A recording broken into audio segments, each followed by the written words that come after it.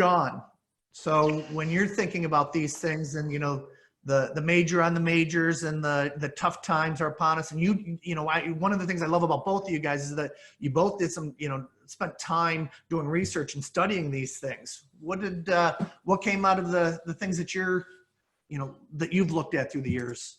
Yeah, so back in 2007, when we hired our initial researchers, we identified the 6 reasons why wealth transfers fail. And as Tom mentioned, none of them have to do with the finances. So the number one issue that we identified is communication and the lack thereof. So we break it down in our digital system, in our technology, we literally break it down step by step.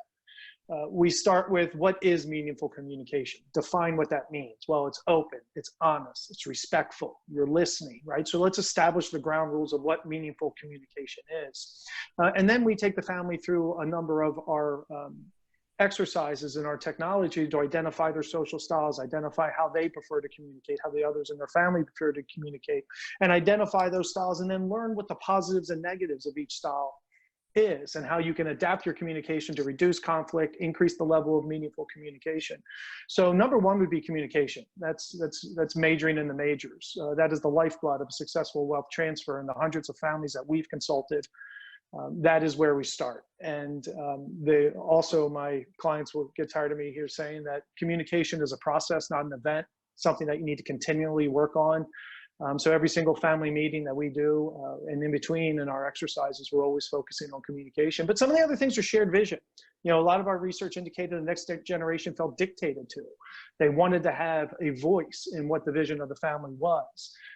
And so we all know that we don't react very well when we're dictated to, but when we engage those and they feel that they have a voice. So that's one thing we do. We get the family having a conversation. We spark that meaningful dialogue after creating the focus on communication. Now, what are we going to communicate? Well, let's communicate together about creating a shared vision, because that's to engage the next generation. But specifically for family businesses, which we consult a lot with, we take an approach of providing system and process, not only through our technology, but taking an approach of beginning with the end in mind, working inside out. What is the impact we want the family business to have on the family? And once we decide that, we can then have more clarity about how to properly manage the business asset. So as far as majoring in the majors, I would say communication, shared vision, working inside out, and certainly having system process and making it consistent, getting everybody into a rhythm. What we do is we spend 30 minutes a month with each one of our clients, and they know every month they're spending 30 minutes with one of our 37 advisors to be able to move that conversation along. And that touching them every month really creates a rolling thunder of momentum. And then you have the family meeting, which is just an enormous explosion of communication. But that's where we start. That's how we major in the majors, is focusing on that communication, vision, and system and process. Great. You talk about the begin with the end in mind, or working, what did you say, from the inside out? Yeah. Outside in? Working inside out. And I do have to give credit to Lee Brower. Lee Brower from Powered Wealth is a friend of mine. I think that's his term. Yeah, that's his term. Sure. I know Lee from Strategic Coach. Yeah, that's how I met Lee, was through Strategic Coach in Chicago. So that's a big part of how we approach it. And obviously, we have a tremendous focus on governance. We have an entire project dedicated to governance. And that element also is something that I think the successful families look at. How are we going to resolve disputes? How are we going to make decisions? Let's do it proactively, not reactively, before we have emotional damage. And we need to bring in Tom Rogerson's wife to help us out. So yeah, for sure, that's a big part of how we approach it. Wonderful. Yeah, I'll give you an example of how some of this can come together in a family. We had a chance to do some things with the Green family of Hobby Lobby fame. And when we met with them over a 3-day period of time in Oklahoma City, we met with Mart the first day, the son, one of the sons. And Mart was talking about the fact that they have a family meeting every month, and everybody comes. And they take it really seriously, and they have a celebration of everybody had a birthday that month. And but I don't mean just birthday cake and a hat and everything. they really acknowledge each other, and they talk about what do I respect about you and like about you, and you know, really they really spend time, and they do some philanthropy during that monthly meeting and all. And it just sounded, the team building activities that they do are really profound.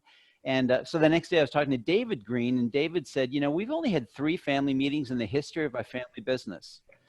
And I said, David, wait a minute. Yesterday, Mark said you have a family meeting every month. He said, oh yeah, he's talking about the meetings where we focus on building strong family.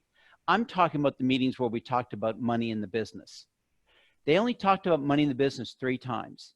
And I can tell you what those were later, but they're really powerful.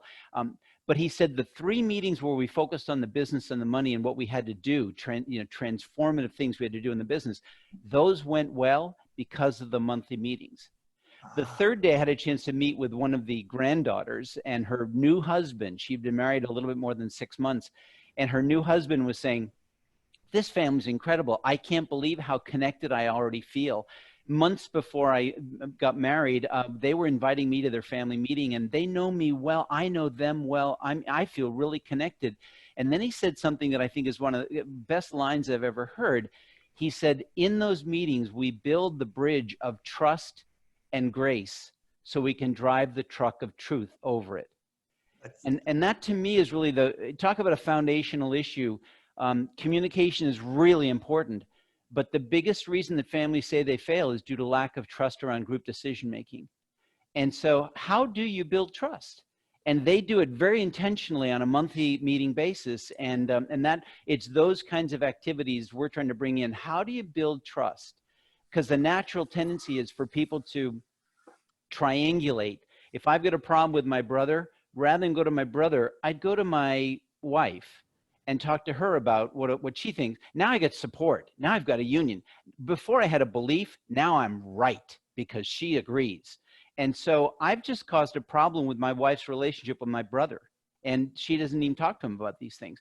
How do we help families get around that? And that's what my wife and I, when we get together with families, we really need to, that is a major, that when we get together at the family meeting, we've got to focus on how do we get them being able and willing to speak truth to each other and get into a place of safety where they can do that so that they can communicate.